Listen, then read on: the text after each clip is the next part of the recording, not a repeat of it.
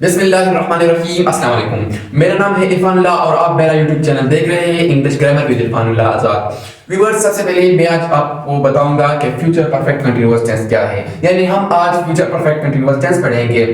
सबसे पहले future perfect continuous tense को उर्दू में क्या कहते हैं। फ्यूचर परफेक्ट कंटीन्यूअस टेंस को उर्दू में फेल मुस्तकबिल मुकम्मल जारी कहते हैं। यानी इस टेंस को हम ऐसे काम के इजहार के लिए इस्तेमाल करते हैं जो जारी हो मुस्तकबिल में कुछ मौकू पर। यानी हम इसका डेफिनेशन ऐसे करेंगे, इंग्लिश में इसका डेफिनेशन ऐसे करेंगे कि future perfect continuous tense is used for those words और actions which will have been continuously going for some special period in future। यानी हम फ्यूचर परफेक्ट कंटीन्यूअस टेंस या फेल मुस्तकबिल मुकम्मल जारी को ऐसे काम या अमाल के लिए इस्तेमाल करते हैं जो आने वाले जमाने यानी फ्यूचर में मुस्तकबिल में यानी जारी होंगे, जो एक खास मुद्दत तक जारी होंगे, शुरू होंगे और फिर जारी होंगे एक खास मुद्दत तक। और इसके बाद इसका आइडेंटिफिकेशन क्या है, यानी उर्दू पहचान। उर्दू में हम इस टेंस की पहचान कैसे करते हैं।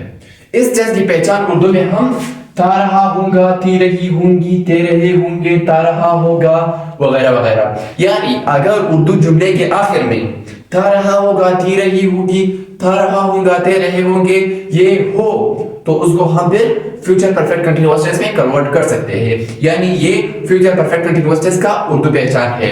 फॉर एग्जांपल, मैं दो वजह से उसकी हौसला अफजाई करता रहा हूंगा। अब हूंगा क्या है, था रहा हूंगा। ये हमारे पास फ्यूचर परफेक्ट कंटीन्यूअस टेंस का उर्दू पहचान है।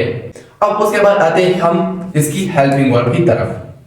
अब सीखते हैं इस टेंस का हेल्पिंग वर्ब। इस टेंस का हेल्पिंग वर्ब क्या है, जैसे कि मैंने पिछले वीडियोस में बताया था, यानी present continuous tense, future continuous tense, यानी जो इसके और जो लेक्चर्स थे उसमें मैंने आपको बताया था कि हेल्पिंग वर्ब हमें किसी सेंटेंस पे टेंस दिखाता है, ये कौन सा टेंस है, कौन सा जमाना है, ये हमें दिखाता है।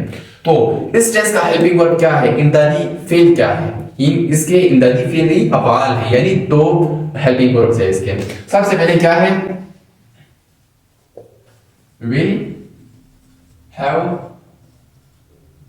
will have been and shall have been। यानी फ्यूचर परफेक्ट कंटीन्यूअस टेंस का हेल्पिंग वर्ब्स है will have been और shall have been। For example, किसी सेंटेंस में अगर ये will have been या shall have been हो तो हम फिर हम मतलब हमें पता चलता है कि ये फ्यूचर परफेक्ट कंटीन्यूअस टेंस में ये काम होगा, यानी ये जारी फ्यूचर परफेक्ट कंटीन्यूअस टेंस में होगा।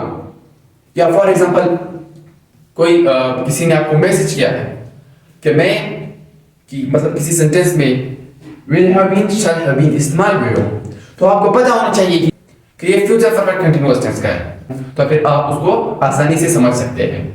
तो ये हो गया इसका हेल्पिंग वर्ब। और इसके बाद हम इस टेंस में वर्ब की कौन सी हालत को इस्तेमाल करते हैं।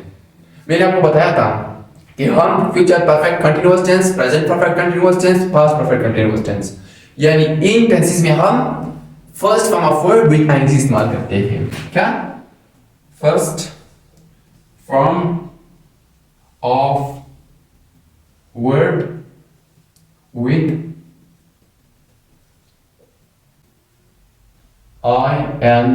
ing। First form of verb with ing। For example, speak speaking, write writing। अब ing जो है ना, हमने क्या किया है, इस वर्ब के साथ इस्तेमाल किया है। यानी हम इस टेंस में फर्स्ट फॉर्म ऑफ वर्ब इस्तेमाल करते हैं, अनकंजुगेटेड फॉर्म। लेकिन अगर इसके साथ ing का भी इस्तेमाल करते हैं, इस टेंस में ing का भी इस्तेमाल होता है, तो यानी हम इस टेंस पे डायरेक्शनल फॉर्म इस्तेमाल कर सकते हैं। जो फॉर एग्जांपल डायरेक्शनल फॉर्म क्या है, जो मैंने आपको बताया था, डायरेक्शनल फॉर्म है गोइंग क्या है, डायरेक्शनल फॉर्म है। स्पीकिंग क्या है, डायरेक्शनल वर्ब है। राइटिंग क्या है, डायरेक्शनल वर्ब है। और ड्राइविंग क्या है, डायरेक्शनल वर्ब है। वेरीफाइंग क्या है, डायरेक्शनल वर्ब है। यानी वर्ब और इसके साथ क्या है, आईएनजी फॉर्म है। यानी इस टेंस में हम डायरेक्शनल फॉर्म इस्तेमाल करते हैं। अब हमारे पास है since and for. What is since and what is for.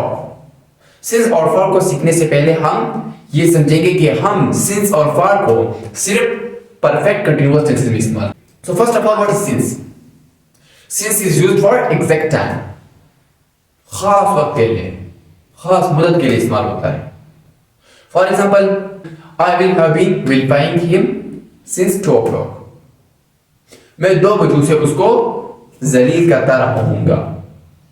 अब सिंस क्या है? सिंस ने हमें एग्जैक्ट टाइम बताया है, खास वक्त। और इसके बाद हमारे पास है for. For is used for period of time. For को हम तब इस्तेमाल करते हैं जब हमें एग्जैक्ट टाइम, खास वक्त पता ना हो, खास वक्त हमें मालूम ना हो, तब हम फॉर इस्तेमाल करते हैं। For example, I will have been appreciating him for 2 days। मैं उसको 2 दिन से जलील करता रहा हूंगा। सो अपना ख्याल रखिएगा और इस चैनल का भी चलो मिलते हैं नेक्स्ट वीडियो में। तब तक के लिए अल्लाह हाफिज।